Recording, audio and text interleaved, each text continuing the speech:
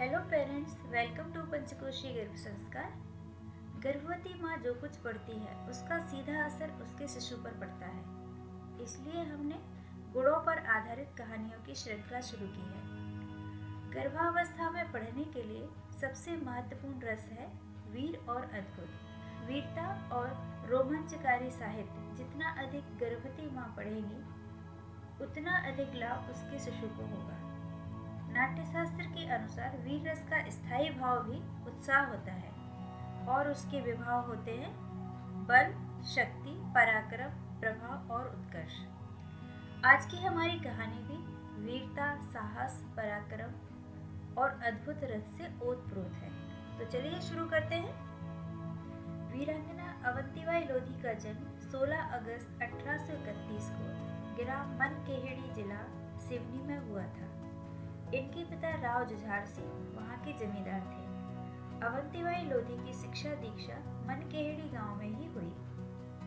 बचपन से ही अवंतीबाई ने तलवार चलाना और घुड़सवारी करना सीख लिया था। अवंतीबाई की तलवारबाजी और घुड़सवारी को देखकर लोग आश्चर्यचकित हो जाते थे। वे बचपन से ही वीर, निर्भीक और साहसी थी। जैसे जैसे अवंतीबाई बड़ी हुई, उनकी वीरता और साहस के किस्से भी आसपास के क्षेत्र में तेजी से फैलने लगे। पिता जुझार सिंह ने अपनी साहसी बेटी का संबंध रामगढ़ के राजा लक्ष्मण सिंह के पुत्र राजकुमार विक्रमादित्य सिंह के साथ कर दिया। इस तरह अब वह रामगढ़ सियासत की कुलवधू बन गई। सन 1850 में रामगढ़ रियासत के राजा लक्ष्मण सिंह की मृत्यु हो गई। उनकी मृत्यु के बाद राजकुमार विक्रमादित्य सिंह रामगढ़ सियासत के राजा बने। लेकिन कुछ सालों बाद राजा विक्रमादित्य अस्वस्थ रहने लगे। उनके दोनों पुत्र अमान सिंह और शेर सिंह अभी बहुत छोटे थे। इस कारण राजकाज का सारा कार्य रानी अवंतीबाई लोधी को ही संभालना पड़ा। उस समय लॉर्ड डलहौजी के नेतृत्व में राज्य विस्तार का काम चरम पर था। भारत में उसकी नीतियों और उसकी राज्य हड़प नीति के कारण देश की रियासतों में उथल पुथल मची हुई थी। लॉर्ड डलहौजी की राज्य हड़प नीति के अंतर्गत जिस राज्य का कोई स्वाभाविक बालिग उत्तराधिकारी नहीं होता था, ब्रिटिश सरकार उसे अपने अधीन कर रियासत को ब्रिटिश राज्य में मिला लेती थी।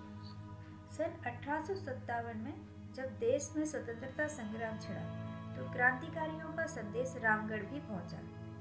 रानी ने अपनी ओर से क्रांति का संदेश देने के लिए अपने आसपास के सभी राजाओं और प्रमुख जमींदारों को चिट्ठी के साथ कांच की चूड़ियां भिजवाई। उस चिट्ठी में लिखा था, देश की रक्षा करने के लिए या तो कमर कसो या चूड़ी पहनकर घर में बैठो। सभी देशभक्त राजाओं और जमींदारों ने रानी के साहस और शौर्य की बड़ी प्रशंसा की और उनकी योजना अनुसार अंग्रेजों के खिलाफ विद्रोह का झंडा खड़ा कर दिया। पूरे देश में क्रांति की अलख जला दी। इसी दौरान कुछ विश्वासघाती लोगों के कारण रानी के प्रमुख सहयोगी नेताओं को अंग्रेजों ने मृत्यु दंड दे दिया। रानी इससे काफी दुखी हुई। रानी ने अपने राज्य से कोर्ट ऑफ वार्ड्स के अधिकारियों को भी भगा दिया और राज्य की बागडोर अपने हाथों में ले ली। रानी ने रामगढ़ के किले की मरम्मत करवाकर उसे और मजबूत बनाया। मध्य भारत के नेता रानी के नेतृत्व में एकजुट होने लगे। अंग्रेज रानी के इस कदम से काफी चिंतित हो उठे। रानी ने मंडला पर आक्रमण करने का निर्णय लिया और इस युद्ध में अवंतीबाई लोधी की मजबूत क्रांतिकारी सेना ने अंग्रेजों को धूल चटा दी। इसके बाद मंडला का डिप्टी कमिश्नर वार्डिंगटन ने अपनी सेना को पुनर्गठित कर रामगढ़ के किले पर हमला बोल दिया। इस समय रानी अवंतीबाई की सेना अंग्रेजों की सेना के मुकाबले बहुत कमजोर थी।